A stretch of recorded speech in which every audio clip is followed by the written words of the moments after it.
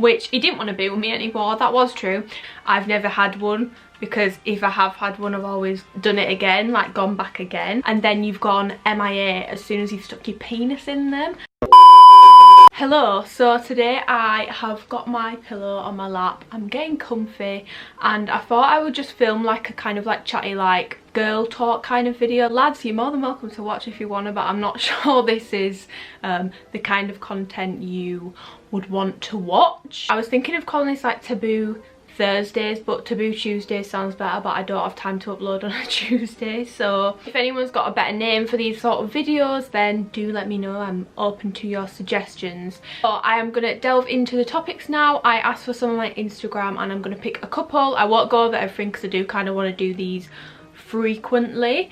So if you want to get involved, I put question boxes on my story all the time. I'm annoying as on there for stories and question boxes. And the first thing that people wanted me to talk about was contraception and my thoughts on it. So I'm guessing by contraception people mean hormonal birth control. In my experience, as soon as you start your periods, if you have any issues with them and go to the doctors about it, they just whack you on the pill. They're like, yeah, this will sort it out. So the first pill I got given was microgynon. I don't know if I'm saying that right, probably not. And that was okay for me. I don't think, I was honestly quite young at the time. I think I was only like 14, 15. But I don't recall noticing any bad side effects from it or anything. And then the next time I went to get a repeat prescription, I was actually told they didn't make that pill anymore. Now that was a lie. They did make that pill. Apparently the one I got given is just cheaper. So the nurse who said that, I don't know if she ever got in trouble for saying that, but I did tell my doctor that that's what I was told, and he was like, no, that's not true. Okay, so then I got put on Regevidon, I don't know how you say the word, and that was hell. That was awful for me. So obviously when you're on the pill, you have a pill break for like 7 days. Every single time I would go back to taking the pill, the morning after the first night I went back to taking it, I would literally wake up, I'd be sweating, shaking, really bad headache, and then I'd be sick. And that happened literally every single month. That never stopped for me, so that wasn't ideal. And then I noticed mood changes, and all in all, I was just not very happy on that at all. So I went back to the doctors and I was like, look, this is really not working for me. What else can I go on? I was then told to go on the injection because apparently that was a lower dose of hormones. Honey, you've got a big storm coming. I later found out that that also was a lie, and actually it's a higher dose of hormones, so that's brilliant.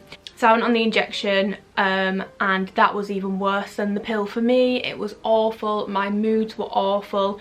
That was around the time I actually got diagnosed with general anxiety disorder and told I had depressive symptoms. I think she said it was mild to severe depressive symptoms, and that was awful. Like, my mental health was probably at the worst it's ever been. So I was like, no, I'm not doing this anymore. I'm coming off it. And I didn't even discuss it with a doctor. I just decided, I was like, the next time my injection appointment comes around, I'm just gonna say I don't want it and I'm just not gonna go. So then I went back to the doctors again because I've been doing some googling, and I asked for like lower dose hormone pills, one hormone only, like basically anything that was going to reduce the side effects that the pill could have on me. Tried a few, they all just didn't work for me at all. So in the end I completely came off any form of contraception. I was suggested the coil, the non-hormonal one, because I think I've just come to the conclusion adding extra hormones into my body does not work for me. If you're watching this and you are young or you're considering contraception, you've not started, please don't worry, because I know loads of people who are absolutely fine on it. This is just my experience and I don't want to scare anyone because I know that it works wonders. For some people it's just not for me. I decided against the coil because I just don't want to put any more foreign objects in my body, to be totally honest. Like, I've decided that's something that I don't want to do anymore, so I decided against the coil. And now I just have to battle with really bad period pains every month, but I would honestly rather have that than go back on the contraceptions that I've tried and experience the things that I experienced on them, because it was just awful. I would rather have 3 days of the month in excruciating pain than just be miserable all the time and have my mental health in absolute tatters.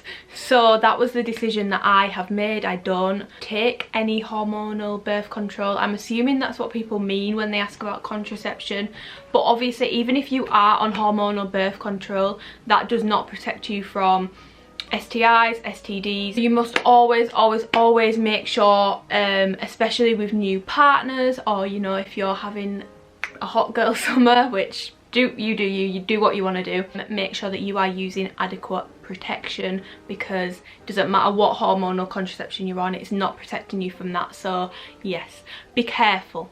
Another thing I have been asked to talk about is one night stands. Technically I learnt this from a very wise person. I've never had one, because if I have had one, I've always done it again, like gone back again. So technically I've never had a one night stand. I mean I have, but like I haven't technically, like I actually haven't. Yeah, I don't really have strong opinions on it.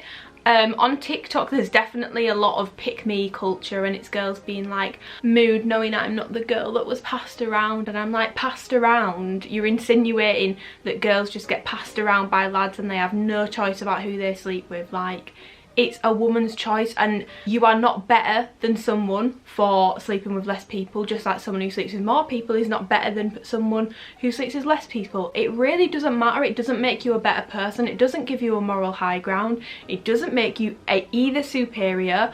Do what you want to do and focus on yourself. Those TikToks are so annoying, and I'm not even someone with a particularly high body count. I just find them annoying, ignorant. They just scream internalized misogyny to me. Like, yeah, my opinions on one night stands are, I don't think they're for everyone.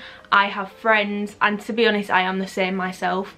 I can catch feelings very easily, so you've got to be very careful. They're not for everyone. Some people can sleep with people and get like no emotional connection to them, and some people can't do that. Some people, every single person they sleep with, they end up developing proper feelings for. So you've got to be very careful, because obviously if you are the kind of person who gets attached and someone is just wanting to hook up with you, I do think you just need to sit yourself down and be like, look, am I the kind of person that can shag someone and just move on from it, not be bothered, not want to text them all the time, not want anything further from it? Or am I the other kind of person? Because if you are that kind of person, I really wouldn't suggest it. You're just going to make yourself upset. I think there's a lot of like sex positive stuff, which is honestly brilliant, because it makes sex a less taboo subject, but I think sometimes it encourages absolutely everyone to go out and just sleep with people willy-nilly, and it's not for everyone. Not everyone can do it. Some people, like I've said, some people just can't do it, and it's not the life for them. I don't think either kind of person is superior to the other. I think it just comes down to the individual, how you're going to deal with it, how you're going to react. On the topic of this though, whilst we're on here, why do men go all the way around the houses when it comes to stuff like this? They'll text you every day, super complimentary, take you on date, and then as soon as they sleep with you, they go ghost, they go missing in action, and they're nowhere to be seen. They've fallen off the face of the earth. Google Maps can't even find their house anymore. It's been swallowed up by the earth. Like, they're literally not there anymore. They just disappear.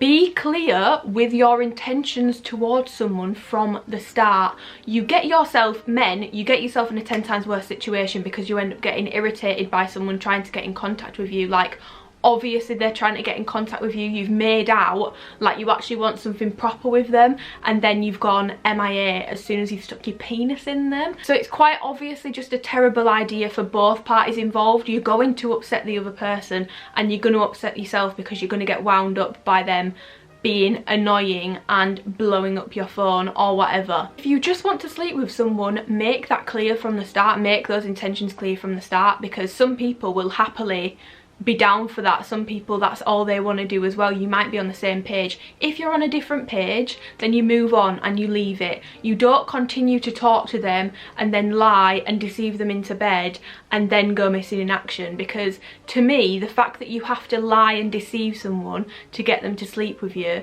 is a little bit sick in the head. Like, just be honest about your intentions. Sorry if the camera angle has just changed. I had to go and charge my battery because my battery ended up dying. So yeah, what I was saying was, what was I talking about? Oh yeah, one night stands. So all in all, my opinion is do it if it's something that you want to do. If you don't want to do it, don't do it. Don't feel the pressure to do it. You don't have to do it.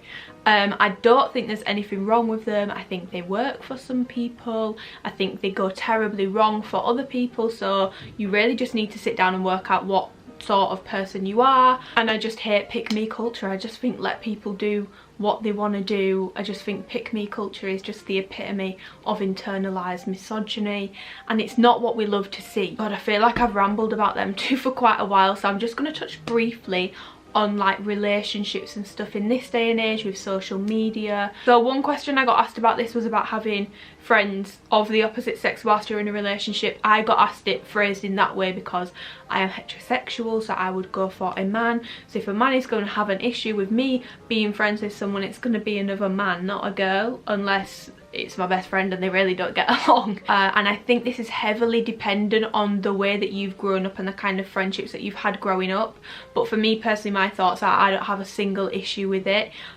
All through school, pretty much up until sixth form, it was me, my friend Millie, a girl we used to be really close to called Azzy, and then a bunch of lads. Like, that was our friendship group. I have grown up around boys.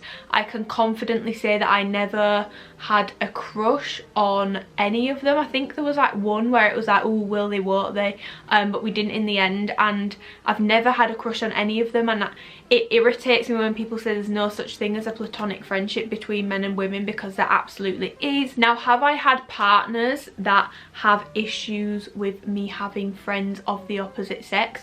Yes, but it's never lasted. And because I know that I can have those platonic friendships with people of the opposite sex, for me, I would not be willing to cut like long-term male friends off just because my partner didn't like it. I think it's one of those situations where, yeah, you're going to compromise in a relationship, but am I going to cut off a load of friends just because he's insecure about it?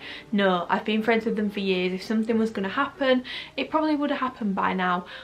So yeah, I personally don't see an issue with having friends of the opposite sex whilst you're in a relationship. The other question that I got asked frequently, and I've put polls on my Instagram about this before, is about relationships in this day and age with social media. How would I feel about a partner liking someone's pictures, blah blah blah, on Instagram, stuff like that. In my past relationships, has it bothered me my partner liking pictures of girls of the opposite sex? Yes, it used to wind me up to no end. But the funny thing about this is, at the start of the relationship when everything was going well, I didn't even bat an eyelid to it. It didn't bother me at all. I didn't really care. I was just like, well, I scroll through my Instagram and I like when I scroll through Instagram, I could literally like anything and not know I've liked it. Like, I literally just double tap as I go, like, supportive queen, I'm gonna like your shit if I follow you. However, as soon as that relationship started going downhill, I was like, why is he liking her pictures? Why is he liking their pictures? Every time I saw their name and 356 others like this post, I was like, that's it then. He's definitely sleeping with her. He hates me. He don't want to be with me anymore. Which, he didn't want to be with me anymore. That was true. And I was just so insecure in the relationship. So my personal opinion on this is, if you are in a secure relationship, it will not bother you. I really don't think it will bother you if you're in a secure relationship. And I know that this might upset some people or annoy some people, and that's okay because everyone can have different opinions. But I do think if it's something that bothers you and it really gets to you to the point where you're making your partner unfollow girls and making sure they don't like people's pictures, I think it's time to close the book on that relationship and leave it, because you are clearly insecure in it. Whether that's because it's an insecure relationship, things have gone wrong, things aren't going very well, or you've brought with you trauma from previous relationships, that's not fair on yourself, and it's also not fair on your partner. I hate the idea of someone making someone unfollow all the girls that they follow, or making a girl unfollow all the boys that they follow, just controlling what someone does. I just hate the idea of that, full stop, and I will hold my hands up to it. I have been that person before who's like, oh, can you just not like XYZ's picture?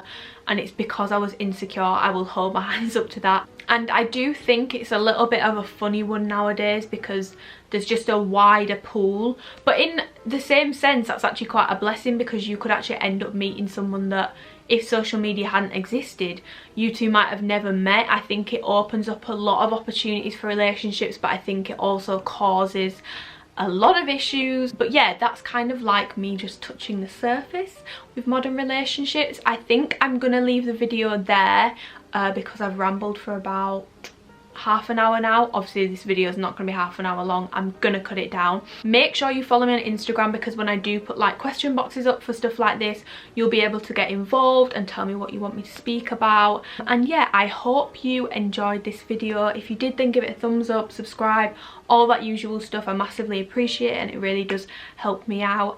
But yeah, thank you for watching, and if you want more of these videos, then let me know. Yeah, bye.